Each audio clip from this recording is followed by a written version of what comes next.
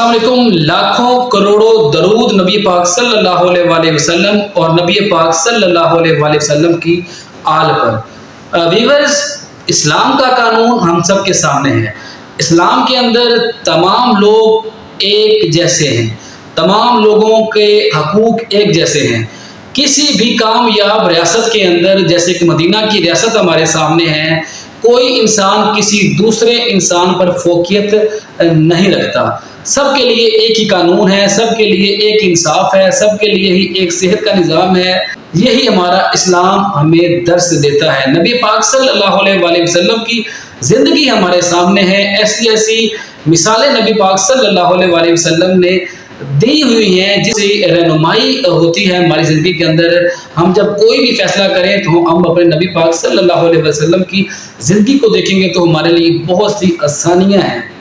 लेकिन अफसोस हम इस चीज़ को नहीं देखते। हम अपने इस्लाम से बहुत दूर हो चुके हैं।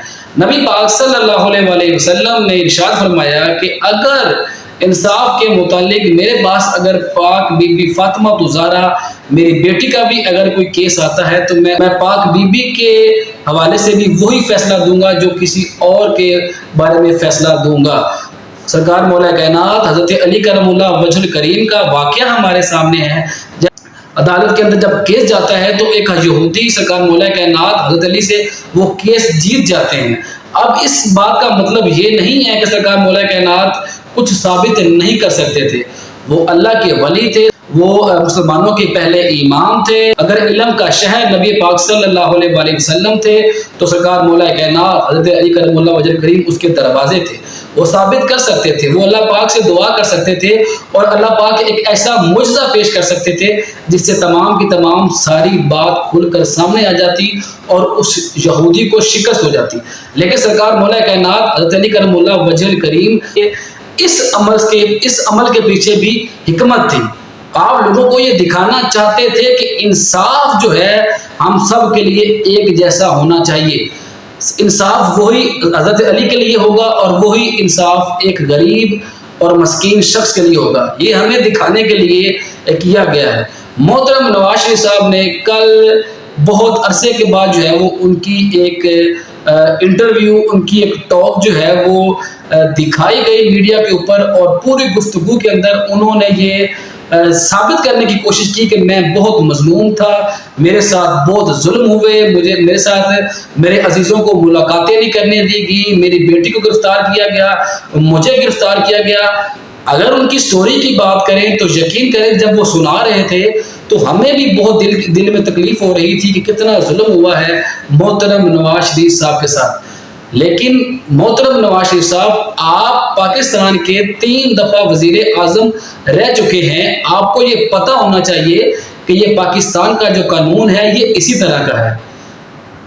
आपको इस कानून के बारे में पहले कभी ख्याल नहीं है। जब एक गरीब का बच्चा कोई गुनाह करता है, कोई किसी जुर्म में वो शामिल तशवीश होता है, तो अगर वो घर से भाग जाता है तो हमारा जो कानून होता है वो घर के जो बड़े होते हैं, घर की जो औरतें होती हैं, उसका जो बाप होता है, उसका जो भाई होता है, उसको तक उठाकर लेकर आते हैं और जेल में डाल देते हैं कि जब तक वो नहीं आएगा आपको नहीं छोड़ा जाएगा।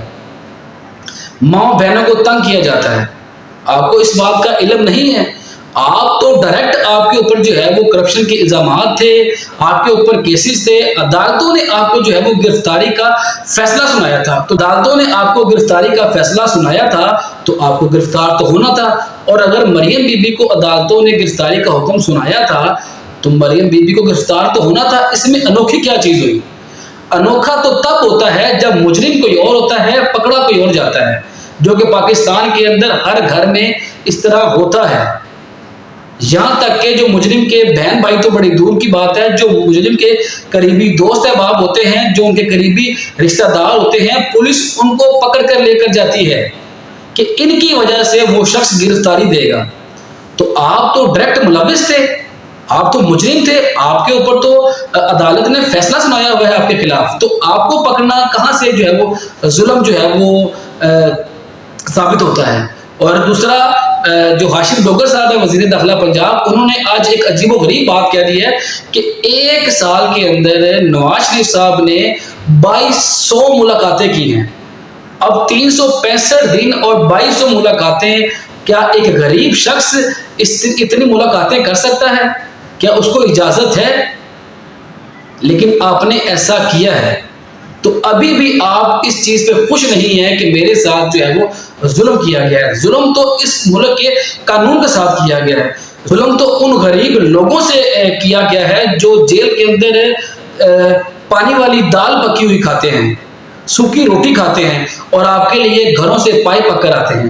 ظلم ان غریب لوگوں سے ہوا ہے جنہیں اپنے پیاروں سے ملنے کے لیے ہفتے بھر کا انتظار کرنا پڑتا ہے۔ جس شخص کو جیل کے اندر پائے میسر ہوں، ایک سال کے اندر 2200 ملاقاتیں میسر ہوں، اس سے کیا ظلم ہوگا؟